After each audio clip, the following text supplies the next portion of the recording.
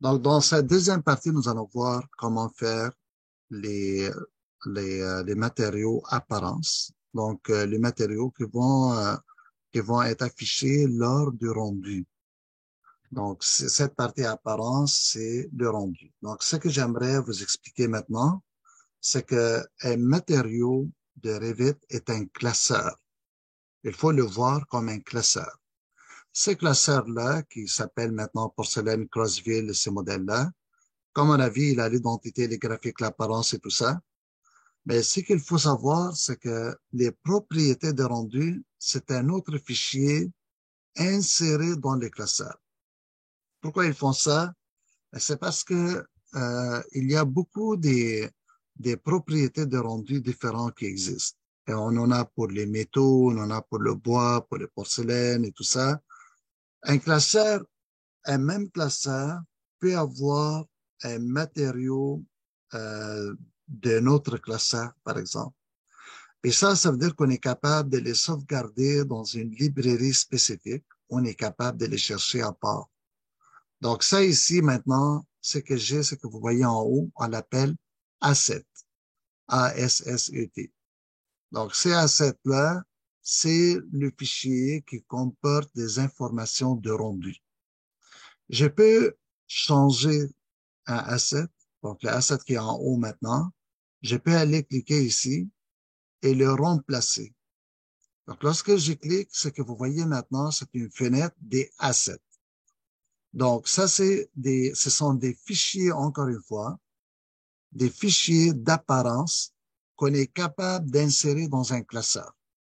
Donc, si je regarde ici, aspect, apparence, type, métal, générique, opaque, bois.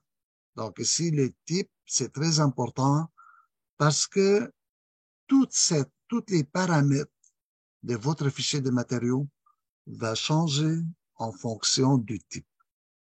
Il se peut que, par exemple, ici, pour un porcelaine, je n'ai même pas une option pour mettre de l'apparence, de la transparence. C'est pas compliqué. C'est parce que un porcelaine ne peut pas être transparent. Ça finit là. Donc, le fait que ce matériau est classé comme céramique, je n'ai plus l'option de transparence dedans. Je n'ai pas l'option de produire de la lumière, par exemple. Tandis que si je prends par exemple bois aussi, c'est la même affaire. On peut pas mettre le bois transparent. Le métal, on peut le perforer, on peut pas le mettre transparent. Pour mettre de transparence, il faut prendre des génériques. Donc, comme vous voyez, il y a déjà des catégories à respecter. Maintenant, si je regarde à gauche, vous avez Autodesk Physical Asset, je le déroule et vous allez voir, il a des matériaux déjà faits que vous n'avez pas besoin de, comment je pourrais dire ça, de tout créer de nouveau. Et la beauté de ça, c'est que il gère pour vous tous les paramètres pour que ça ait l'air acceptablement beau.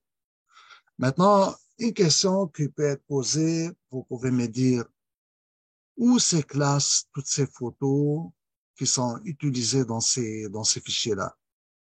Donc, ça, c'est une information très importante.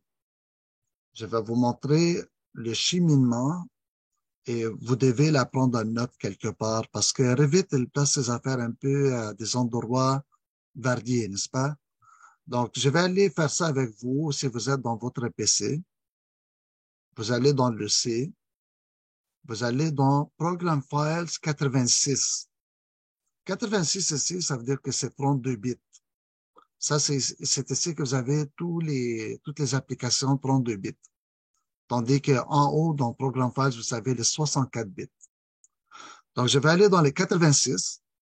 Et ici, je ne vais pas aller dans Autodesk. Je vais aller dans Common Files, dans les fichiers communs, les fichiers partagés. Et ici, je vais aller dans Autodesk Shared, les fichiers partagés d'Autodesk.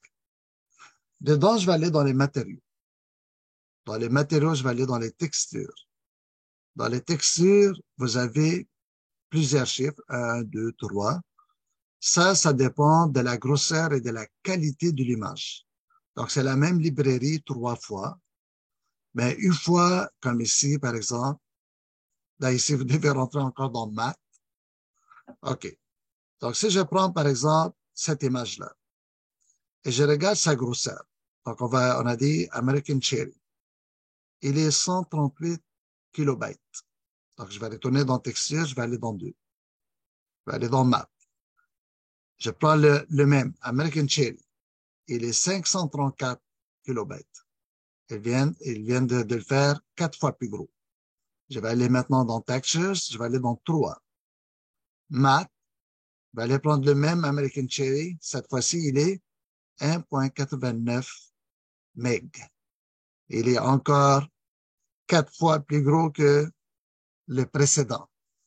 Donc, vous comprenez, dans les textures, vous avez la même librairie 3 fois, mais avec des qualités différentes. Donc, si je prends maintenant celle du milieu, par exemple, et je jette un coup d'œil sur les matériaux que j'ai ici, je vous dirais que c'est une très belle librairie.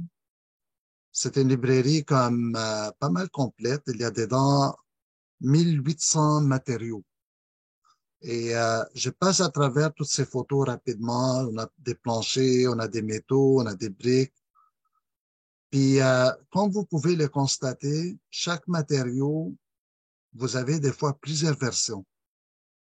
Donc, ça se fait que vous vous demandez pourquoi il y a cette couleur bleue, pourquoi c'est noir, pourquoi c'est gris et noir.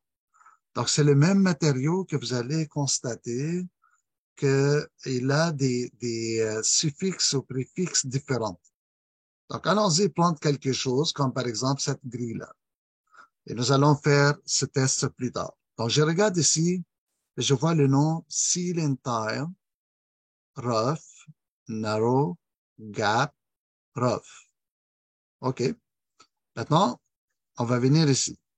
Seal and Tile, Small Holes, 600 par 600. On va au prochain. Seal and Tile, Small Holes, 600 par 600, c'est le même. Et si c'était Bump. Et si c'est réflexion. Ici, c'est encore le même, mais il a un suffixe à la fin qui s'appelle cutout. Donc, ça, c'est bump, ça, c'est réflexion, ça, c'est cutout. C'est le même matériau.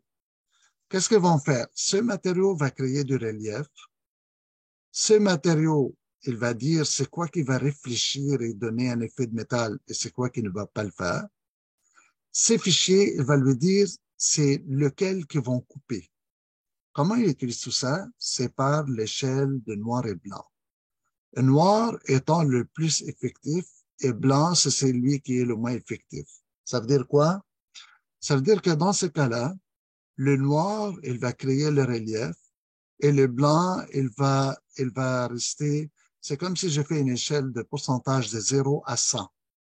Blanc est en 0, noir est en 100. Et gris à 75%, mais ça fait 75%. Donc, le noir, il va être à 100% bump. Le blanc, il va être à 0% bump. Et c'est la même chose pour la réflexion. Et c'est la même chose pour le cutout. Le cutout, ça veut dire couper à travers. Le noir va couper, il va percer la plaque. Le blanc ne va pas percer.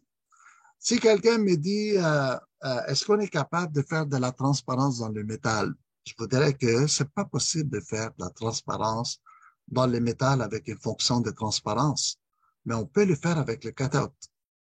Comment? Mais en mettant une zone grise. Une zone grise, elle va pas couper à 100% et en même temps, elle va pas être opaque à 100%. Donc, on peut truquer un logiciel 3D pour faire ça. Donc maintenant, je vous invite à regarder un peu d'autres matériaux. Par exemple, cette huile de plafond. Lorsque vous voyez comme suffixe color, ça veut dire que ça, c'est la texture originale.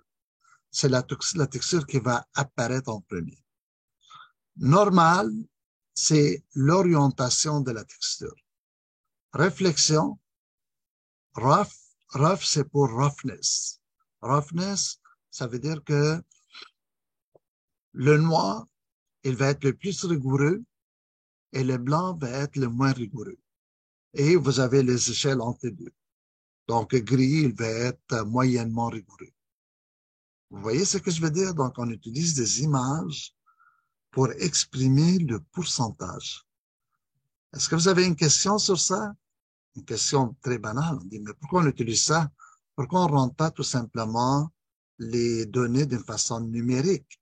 Tout simplement, tu dis, par exemple, un texture soit à 50% de roughness, de rigoureux, 30% de transparence, ainsi de suite. On dit non, la beauté de ça, c'est qu'on est capable de spécifier à quel endroit on veut avoir de roughness et quel endroit on ne veut pas en avoir.